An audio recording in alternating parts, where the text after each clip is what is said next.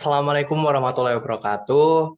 Pada kesempatan kali ini, saya Dimas Rizky Badurrahim dari kelas kecerdasan buatan A081 ingin mempresentasikan mengenai ujian tengah semester terkait review dari jurnal yang sudah saya cari. Pertama-tama, jurnal yang saya cari ada 5 referensi. Yang pertama ada 15 Puzzle Problem Solving with the Artificial Bee Colony, atau bisa dibilang ABC, algoritma ABC.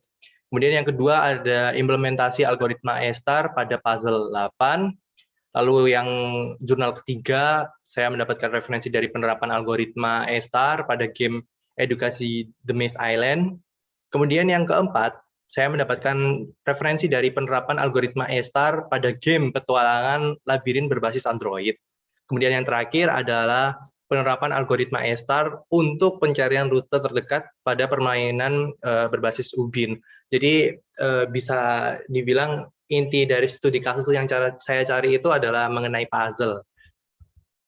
Ya, yang pertama, hal yang saya concernin di bagian jurnal ini itu ada perbedaan dari algoritma yang dicari atau yang digunakan, metode yang digunakan itu juga berbeda. Yang pertama, ada IDA atau Iterative Deepening A-star, kemudian ada ABC yang saya sudah bilang tadi, Artificial Bee Colony, kemudian yang ketiga adalah A-star, lalu yang terakhir adalah Greedy. Kebanyakan tadi kan saya menggunakan jurnal yang berbasis pakai A-star gitu kan ya, tapi kan flowchart yang digunakan oleh jurnal-jurnal lain itu agak berbeda untuk bagian A-star-nya. Oke, lanjut. Pengertian tentang apa itu IDA star. IDA star tadi itu iteratif deepening A-star. Iteratif deepening A-star ini merupakan versi A-star yang mempunyai batasan pada bagian memori. Jadi IDA star ini bisa melakukan apa yang dilakukan oleh A-star, tapi IDA star ini tidak sama seperti A-star. Contoh, kalau kita menggunakan IDEA star ini ya, hal yang kita alami pertama itu adalah kita tidak menggunakan pemrograman dinamis. Contoh gampangnya itu kayak Fibonacci itu. Kalau misalnya A-star itu kan kayak ada penghitungan rumus-rumus pakai matematika gitu, atau barisan angka gitu kan yang dibuat untuk Fibonacci. Sementara IDEA star tidak perlu menggunakan pemrograman dinamis seperti itu. Nah, biasanya IDEA star ini berakhir dengan menjelajahi node secara berkali-kali agar menemukan hasil yang maksimal. Bisa dibilang kayak looping gitu aja lah. Kemudian yang berikutnya adalah ABC. ABC ini awalnya mensimulasikan tentang kegiatannya dari lebah madu. Jadi lebah madu itu yang saya ketahui dari ABC itu terdapat 3 macam kategori. Yang pertama employed bee. Employed bee ini tugasnya untuk bertanggung jawab mencari sumber dan meneliti kualitasnya. Jadi kalau misalnya dia mencari bunga-bunga di taman gitu kan, nanti bakalan dinilai juga sama employed bee ini untuk kualitasnya ini seberapa, kualitasnya ini seberapa. Kemudian selanjutnya ada onlooker bee, di mana onlooker bee ini dapat memilih sumber makanan yang terbaik dari kualitas yang telah diteliti oleh employed bee. Jadi hitungannya kategori lebah-lebah madu ini memiliki relasi lah. Kemudian yang selanjutnya adalah scout bee, di mana scout bee ini akan memindai sumber makanan lain secara acak dari yang diteliti sama employed bee tadi. Employed bee tadi kan sudah mencari sumber makanan, maka dari itu scout bee akan memindai sumber makanan lain secara acak. Ya, tidak perlu menggunakan kualitas terbaik seperti onlooker bee. Selanjutnya adalah A-star. Algoritma A-star merupakan salah satu algoritma yang termasuk dalam kategori metode pencarian yang memiliki informasi atau bisa dibilang kayak informed searching method. Algoritma ini sangat cocok sebagai proses solusi pencarian jalur atau way-seeker. Kemudian algoritma ini mencari rute terpendek yang akan diambil titik awal menuju objek berikutnya. Secara tidak langsung kayak misalnya kita menggunakan aplikasi Gojek, itu kan ya pasti Gojek ini akan mencarikan rute terdekat dan nanti itu kemungkinan bisa jadi termurah juga. Nah, itu menggunakan algoritma A-star. Gampangannya seperti itu. Kalau enggak, kayak Google Maps gitu lah. Nah, selanjutnya algoritma greedy. Algoritma greedy merupakan jenis algoritma yang menggunakan pendekatan penyelesaian masalah dengan mencari nilai maksimum, sementara pada setiap langkahnya.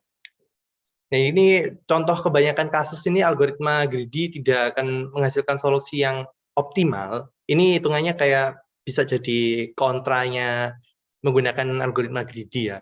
Begitupun algoritma greedy ini biasanya memberikan solusi yang mendekati nilai optimum dalam waktu yang cukup cepat. Selanjutnya ada mengenai alur pengerjaan yang dari jurnal-jurnal yang sudah saya baca tadi. Perbedaan algoritma kecerdasan buatan menjadikan cara pengerjaan jadi bervariasi. Antara lain ada 3. Yang pertama adalah adalah cara pengerjaan dengan menggunakan pola database. Ini tuh cara pola database ini menggunakan algoritma ABC yang artificial bee colony. Nah, ini kan harus mencari sumber makanannya itu 6, 7, 8, 10, 11, 12, 14, 15 itu hitungannya kayak sumber makanan yang akan dicari oleh employee bee tadi. Kemudian nanti onlooker bee itu akan mencari kualitas yang sekiranya mana yang cocok setelah angka 5 untuk ditempatkan pada bagian puzzle. Itu 50 puzzle tadi itu, 15. Kemudian yang kedua, ini adalah membuat flowchart. Ini kalau nggak salah ini di bagian E-star dan juga greedy. Oh ya, ini ada tulisannya E-star dan juga greedy. Di mana akan melalui proses yaitu heuristik E-star dan juga heuristik greedy. Ini bisa dibilang kayak ya 50-50 lah di bagian. Kalau misalnya nggak E-star-nya nggak jalan, berarti kita pakai greedy. Kalau misalnya greedy-nya nggak jalan juga, ya kita bisa langsung exit game aja, atau bisa dibilang artificial intelligence-nya sedang mengalami error. Lanjut ke bagian perumusan.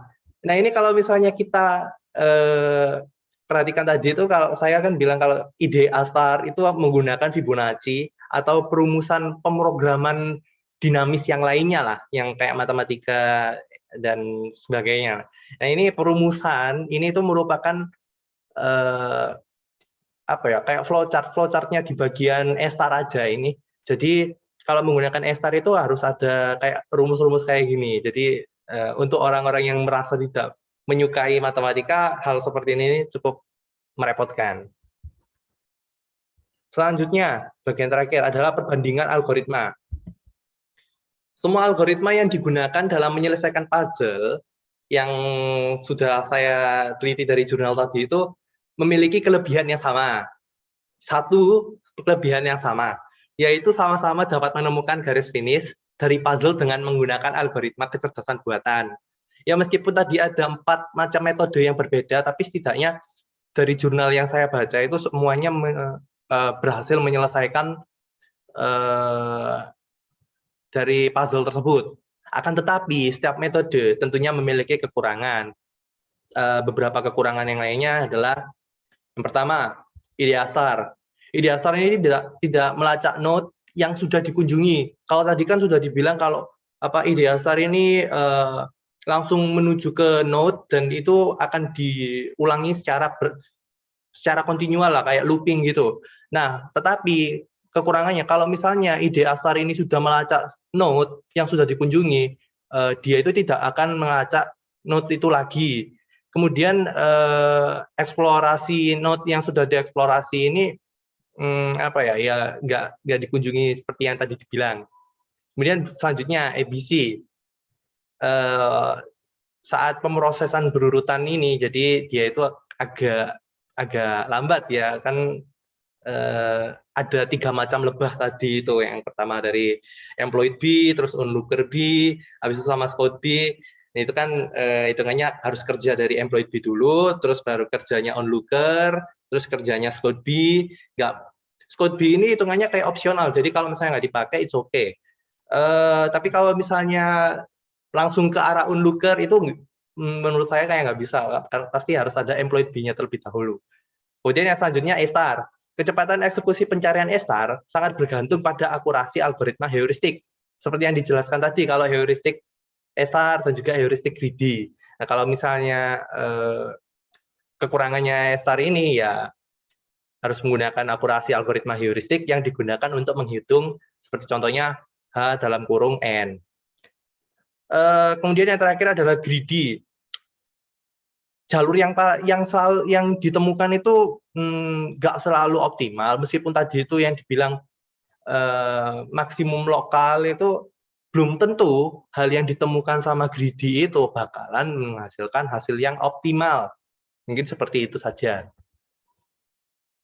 Ya, mungkin kurang lebih dari presentasi mengenai review jurnal yang sudah saya baca itu tadi seperti itu saja. Terima kasih. Wassalamualaikum warahmatullahi wabarakatuh.